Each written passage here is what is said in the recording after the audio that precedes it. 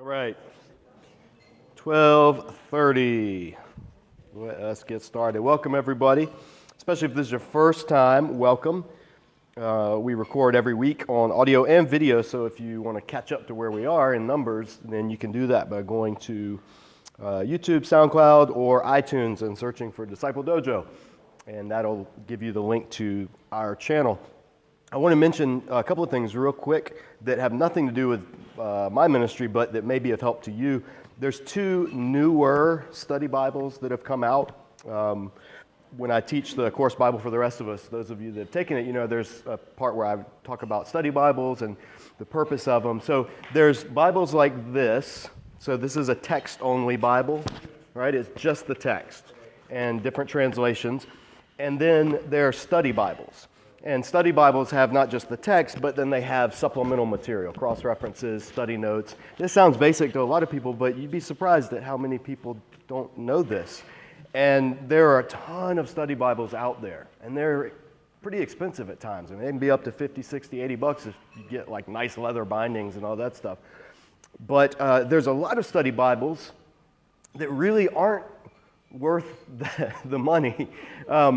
Not that they're evil or heretical, but you're just paying a lot of money for a lot of fluff, or maybe one person's opinion or one person's view on stuff. So I always tell people when I teach on the Bible, a good study Bible is essential, because none of us know everything about all the books of the Bible, and so it helps to have the work of multiple scholars, preferably from multiple traditions within Christianity, coming together and giving you things that you wouldn't know. So whenever I see a study Bible with somebody's name on it, I always tell people, just you're better off with there's better stuff out there. You know, you don't need to know so-and-so, pastor so-and-so, or bishop so-and-so, or, you know, even if it's a person in church history, you don't need to know what they think about the Bible, really, rather what the text itself is teaching. So a good rule of thumb for study Bibles is you want to get one, and you want to read through it as you read your scripture. You know, it doesn't have to be your primary Bible. I mean, these are kind of big to carry around, but you can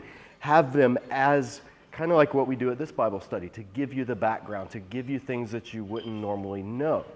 So that's different than a devotional Bible, even. A devotional Bible is not a study Bible. A devotional Bible just gives you little questions or thoughts for the day or things like that to reflect on. And again, nothing wrong with it. I'm not disparaging those, but it's not study. And there are really good study Bibles out there that you should be aware of. And there's two newer ones that have come out somewhat recently. One is the CSB Study Bible. This is for you Baptists out there. I say that because it's the CSB used to be called the HCSB, the Holman Christian Standard Bible translation, and it was commissioned and it's owned by the Southern Baptist Convention. That's why you see these in Lifeway stores, which is also owned by the Southern Baptist Convention.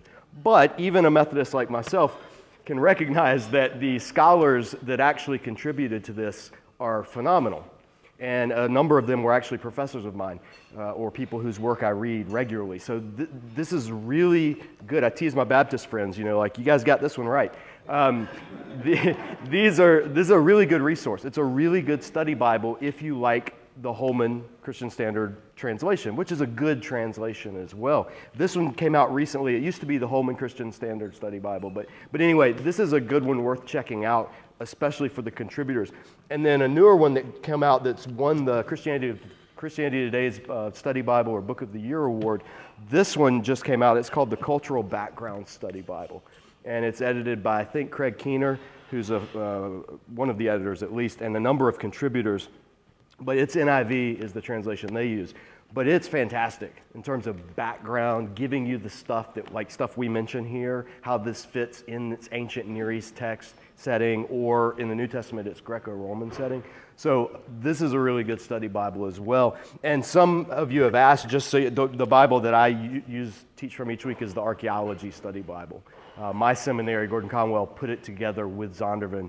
It's based on the NIV. They also do one based on the King James, but the study notes are all about kind of like the archaeology, the background, the culture. So there are good options out there. If you ever have questions about it, you can download the Bible for the Rest of Us workbook from my website for free, and the appendix has a whole list of recommended study Bibles, and then a list of some that you'd be better to skip over, just finance-wise, and then some that are actually kind of heretical with their study notes, because there are those out there, and it's worth knowing. Just because somebody publishes a Bible doesn't mean they believe the Bible. Bible publishing is a big business, so just be aware of that. But that's part of the ministry. That's part of this ministry of Disciple Dojo, is equipping and training and teaching. And part of that is getting resources into the hands of people. So if you want to study the Bible, unless you are reading from the original languages and have a familiar understanding of the world in which it was written, you really do need a study Bible, because they're the accumulation, they're the fruits of the labor of thousands and thousands of scholars who have been led by the Spirit in their ministries to put together these resources to give you. So be aware of that, and I encourage you, if you have questions about a particular study Bible or you're looking for one, there are many other good ones, and some for people who are farther along in their walk, some for people who are brand new to the Bible, everything in between. So there's a whole range. That being said, let's actually do some Bible study. No, what's that? This one's the Archaeology Study Bible. The Archaeology Study Bible by Zondervan. The NIV Cultural Background Study Bible, also by Zondervan. And then the other one is the Christian Standard Study Bible by Holman, is the publisher.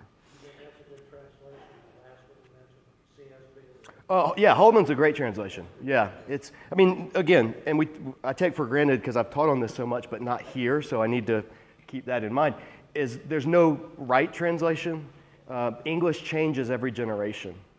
That's why there are new translations that come out. Not because the ones before didn't get it right. They got it right, for the most part, for the time that they were translated, or for the language into which they were translated. But English changes. The English we speak and the English that was spoken 100 years ago is different.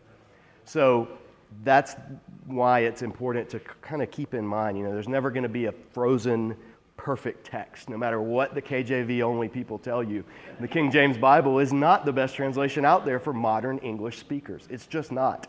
And I will happily debate, and I'll even wrestle with anybody that wants to challenge that point. But regardless, doesn't mean it's wrong. If you're reading King James, you're okay. You're not going to hell. But there's a few things that you may miss because you don't speak Elizabethan English. So let's get back to Exodus. No, let's not get back. Let's get Numbers. Yeah, we're not in Exodus. However, we're in Numbers, and we're on the last chapter of the Exodus generation. They tied it together. That's called a save.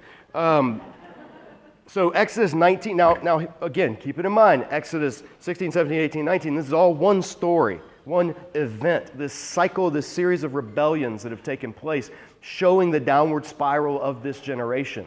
The generation that came out of the Exodus, the generation that came through the waters of baptism at the parting, the Red Sea. That's how the New Testament refers to it.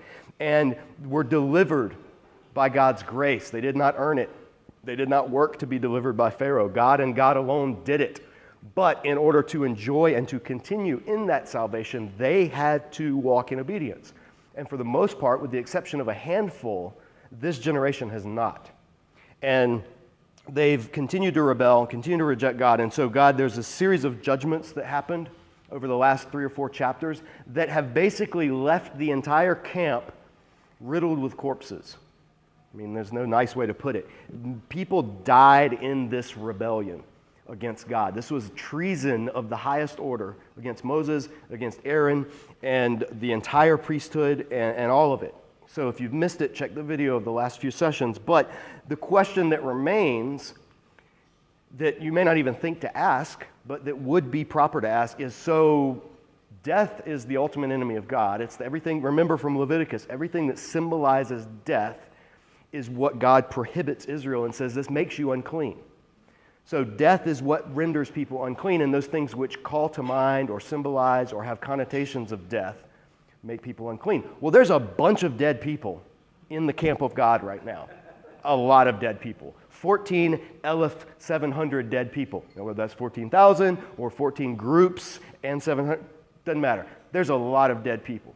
So that means that all of Israel is unclean at this point. There's death in their midst. And this generation is going to die in the wilderness. God's already said it. Your corpse will litter the wilderness. Your children will enter the land. So, how do they keep from being permanently unclean as this generation dies off? That's what chapter 19 answers. Some people read it and they go, oh, this is weird. It jumps back to putting some laws in place. Well, no. Again, why did the author put this here? Why is this in this spot? Because this is the ritual that deals with the impurity that comes from death, from contact with death. And so God gives this command, chapter 19. The Lord said to Moses and Aaron, this is a requirement of the law that the Lord has commanded.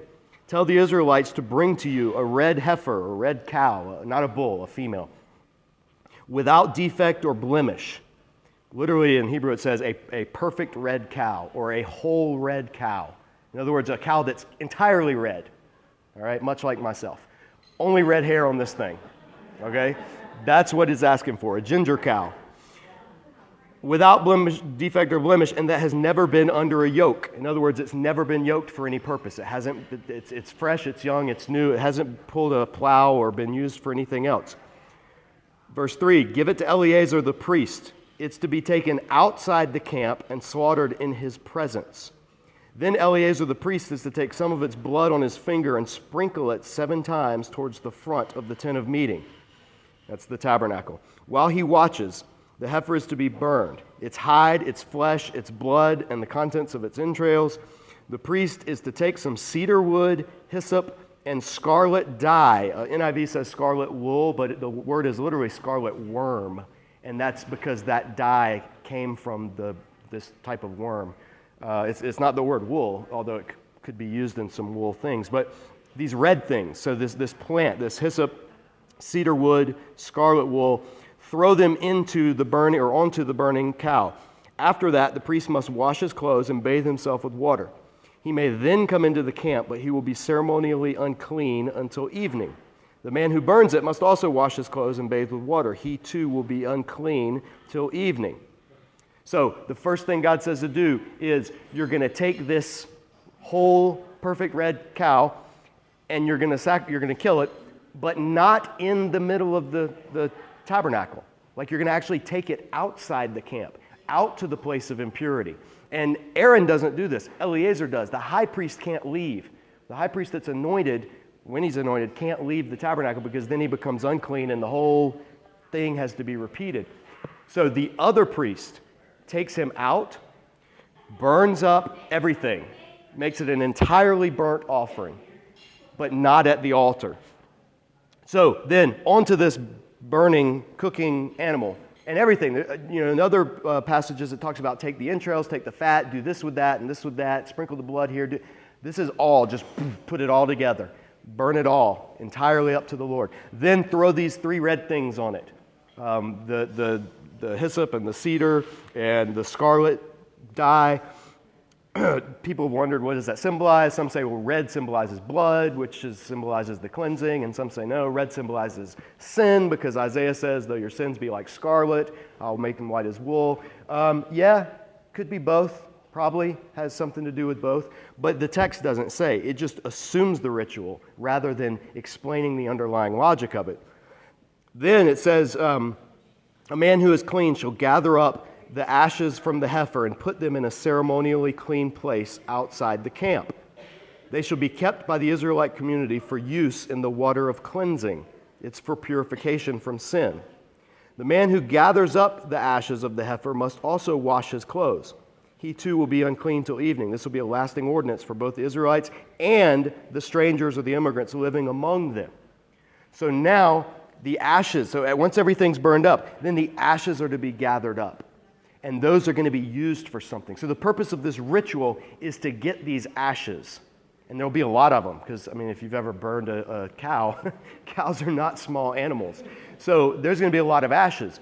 But these ashes are going to be used for something. Now, the word for ashes here is not the normal word ashes. It's actually the word dust. Every time you see ashes in this text, it's the word afar. And it's the word dust, literally the same thing that God created man from the dust of the earth, or to dust you, or from dust you're formed, to dust you will return. That's the word that's used here, dust. So every time you read ashes, in your mind at least, know that it's saying dust. The dust will be gathered and used. So then, verse 11, whoever touches the dead body of anyone will be unclean for 7 days. He must purify himself with water on the third day and on the seventh day. Then he will be clean. But if he does not purify himself on the third and seventh day, he will not be clean. Whoever touches the dead body of anyone and fails to purify himself defiles the Lord's tabernacle. That person must be cut off from Israel, because the water of cleansing has not been sprinkled on him. He is unclean. His uncleanness remains on him. So this is what this is for.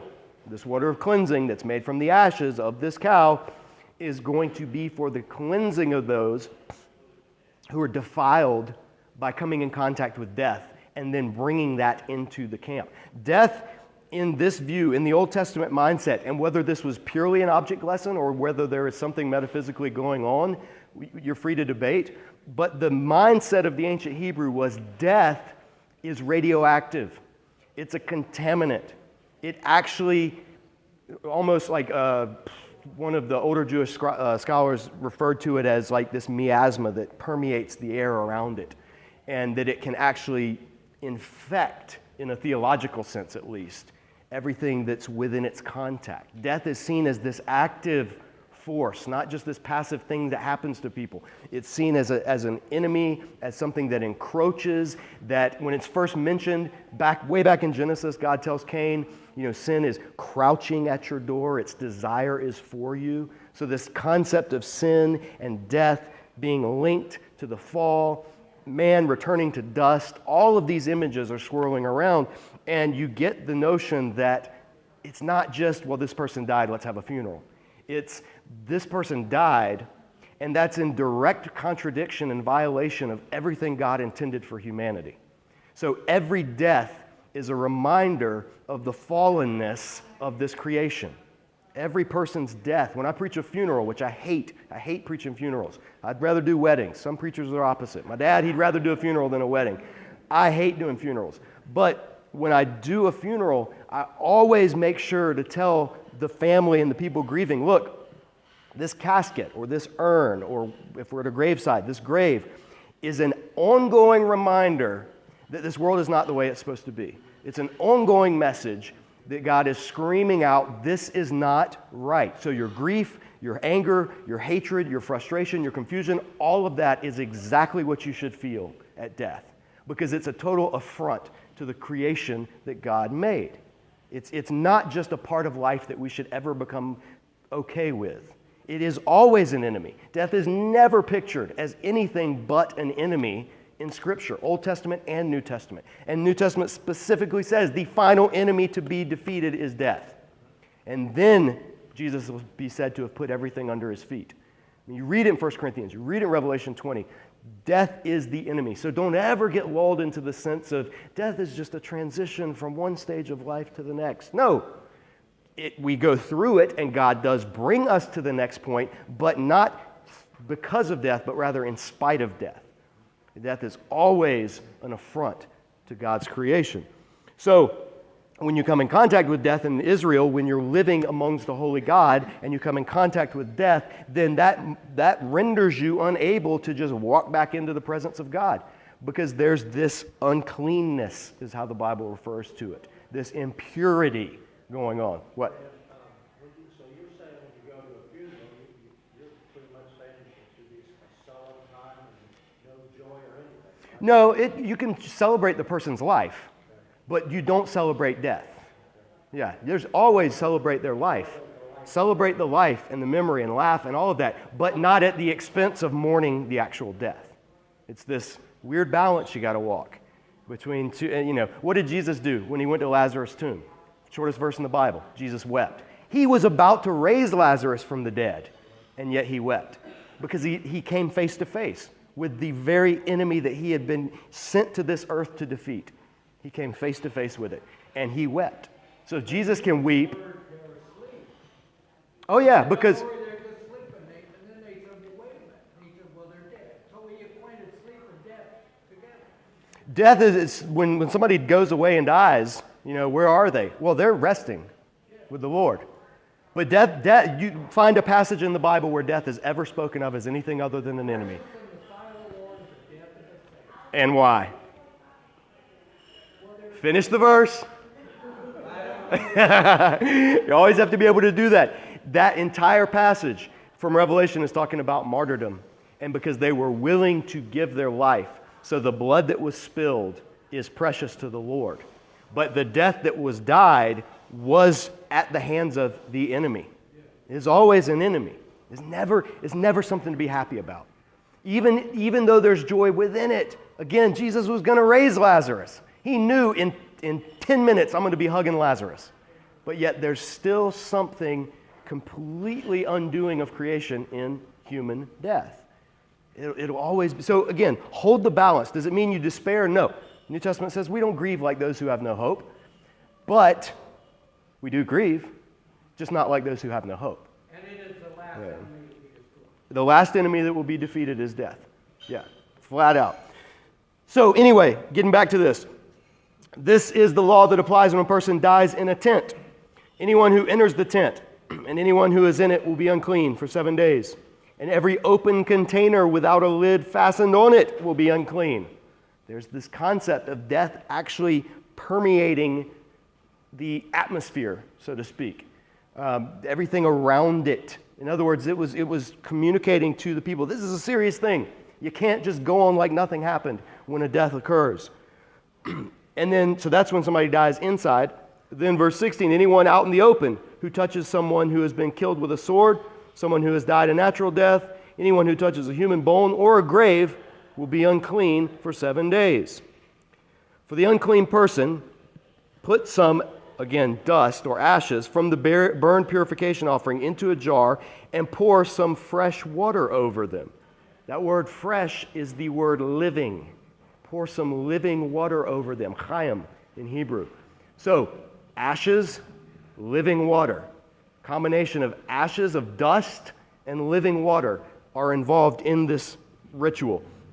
Then a man who is ceremonially clean is to take some hyssop, and it's like a spongy, springy, kind of, just think nature's paintbrush, and dip it in the water and sprinkle the tent and all the furnishings and the people who were there. In other words, sprinkle everything. This is what purifies it, this sprinkling. He must also sprinkle anyone who has touched a human bone or a grave or someone who has been killed or someone who has died a natural death. The man who is clean is to sprinkle the unclean person on the 3rd and 7th days. And on the 7th day, he is to purify him. The person being cleansed must wash his clothes, bathe with water, and that evening he will be clean. But if a person who is unclean does not purify himself, he must be cut off from the community, because he has defiled the sanctuary of the Lord. The water of cleansing has not been sprinkled on him, and he is unclean. This is a lasting ordinance for them. The man who sprinkles the water of cleansing must also wash his clothes, and anyone who touches the water of cleansing will be unclean until evening. Anything that an unclean person touches becomes unclean. Anyone who touches it becomes unclean until evening. So this whole concept of this water of purification, in some way, if you touch it, it makes you unclean. This is the paradox of this chapter. Touching this makes you unclean. Even the person doing the sprinkling is unclean until evening. There's an element of uncleanness because this stuff, this sprinkling of water mixed with dust of the cow, it was created outside in the unclean place. It carries with it a concept of uncleanness, but paradoxically, it is what cleans the person. It takes this death of this cow outside the city to make clean the people who have been defiled by death. That's the overall imagery going on. Now, at the time, what would this have meant? Don't know. There could have been a lot of connotations to it. But looking back through the events of Scripture for New Testament believers, it had incredible significance. The death of one outside the city where the unclean are somehow makes clean those who have been tainted by death. Right? He himself became sin to bring to God us. Right? He who knew no sin became sin on our behalf. This has huge Christological echoes that are going on here. In fact, the New Testament, so before that, we've got 5 minutes, and we'll show you how this is used. In Ezekiel 36, after Israel has been exiled, God gives a message to Ezekiel, who's a priest who had been carried away from Jerusalem as the temple was about to be destroyed, and he was taken to exile in Babylon. He got messages throughout the whole book. Israel is dead. God has forsaken his temple, the priesthood, the temple, all of it. He's done with it. Everything seems like utter despair. And then God gives a message to Ezekiel in the midst of all that, in the midst of that death on a national scale, and he's in exile, which might as well be dead. God says to Ezekiel, chapter 36, chapter 36, verse 22, therefore say to the house of Israel, this is what the sovereign Lord says. It's not for your sake, house of Israel, that I'm going to do these things, but for the sake of my holy name, which you have profaned among the nations where you have gone. I'll show the holiness of my great name, which has been profaned among the nations, the name you profaned among them. Then the nations will know that I am the Lord, declares the sovereign Lord, when I show myself holy through you before their eyes. For I will take you out of the nations. I will gather you from all the countries and bring you back into your land. I will sprinkle clean water on you, and you will be clean. I will cleanse you from all your impurities and from your idols.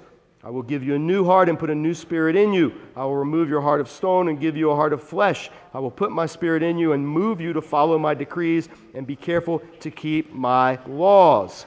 You will live in the land I gave your forefathers. You will be my people, and I will be your God. I will save you from all your uncleanness.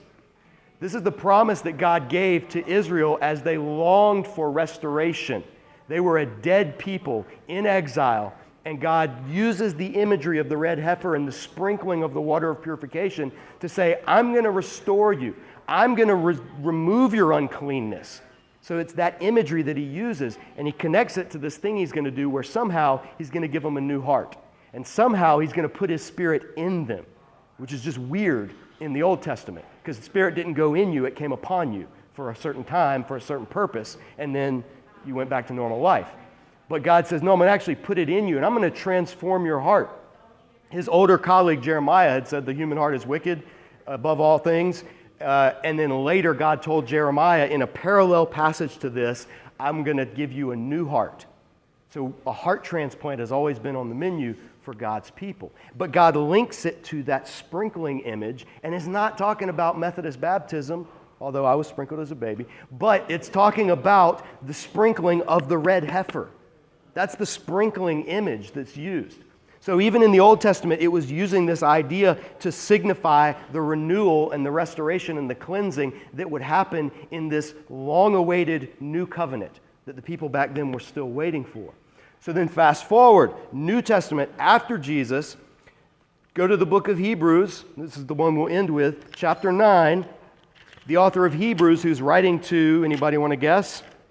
The Hebrews. He's writing to his people, to the people steeped in Torah. He writes to them, and the whole first 10 chapters of the book are about how Jesus is the embodiment of all the Old Testament sacrificial system. He's the fulfillment. He's the culmination. And so, verse chapter 9, it says, verse 11, when Christ came as high priest of the good things that are already here, he went through the greater and more perfect tabernacle. That is, not man-made, that is to say, not part of this creation. In other words, heaven. The tabernacle was always symbolic of the realm of God, Mount Sinai, where God dwells.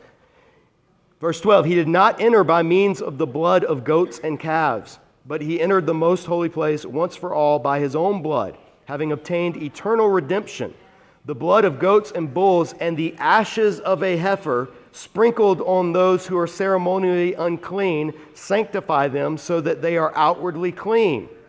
How much more then will the blood of Christ, who through the eternal Spirit offered himself unblemished to God, cleanse our consciences from acts that lead to death, so we may serve the living God. For this reason, Christ is the mediator of a new covenant, that those who are called may receive the promised eternal inheritance, now that he has died as a ransom to set them free from the sins committed under the first covenant. So the red heifer concept was used to proclaim in the Old Testament and in the New Testament this promised new covenant. So when you look at this weird ritual that's going on, for us it's weird. For Israel at the time, it wasn't that normal. I mean, it was still kind of weird even for them. It had some similarities to some Babylonian and other rituals that they would do to try to atone or to try to cleanse or purify, but not a lot. It's kind of its own thing. But looking back through the lens of the entire span of Scripture and Jesus as the fulfillment, what we see is that this was a prefiguring, this was a shadow, this was a preview of coming attractions, and this was a temporary thing. It was meant, it says this will be a statute forever, and it meant that word forever, olam. People get hung up on it because they're like, well, that means we should still do it. Olam doesn't mean forever, eternity. It means for as long as you can see. It comes from a root word which means hidden, and it means like as far as you can see, this is going to be what you do. But later in Israel's own scripture, it would say, you've broken this. So there's a new thing that I'm going to do, and it's going to take the place of this. It's actually going to fulfill this. So you're not going to do this ritual, but by this new thing, the effects of this ritual are going to be done in your life in a way that's even greater. So it's not like you're turning from one thing to another thing. It's like this one thing is going to be subsumed and captured into this other thing. And that's what we're part of. That's what the new covenant is. So there's so many layers to how we read all of this and what we do with it. But the importance for this lesson, because this is it. This is it. The very next verse, come next week, we'll see it. Chapter 20, verse 1. In the first month, the whole community of Israelite arrived at the desert of Sin. They stayed at Kadesh. There Miriam died and was buried. That verse is 38 years after the verse right before it. The verse we just read is the last verse of the Exodus generation. Between that line and the next line, 38 years pass. We talk about those stories of Israel wandering the wilderness. There are no stories of Israel wandering in the wilderness. That is entirely omitted. The stories that come now are the new generation and their new Exodus march towards the promised land. So there's going to be recapitulation of their ancestors of what the previous generation did, but that's it. Their ancestors, that generation died without a trace, without memorials. Nobody remembers their names except except the ones that were unfaithful and tried to rebel. And that's part of the curse that God said was going to happen to them for their rebellion. So that's it. We're done with this generation. The Exodus generation, dead. God remains among his people, even as this older generation dies out and as death continues to be the specter that haunts them as they move forward. But we're out of time, so come next week, we're going to see the new generation, and it's going to be oddly familiar to what has happened before. You guys have a great week.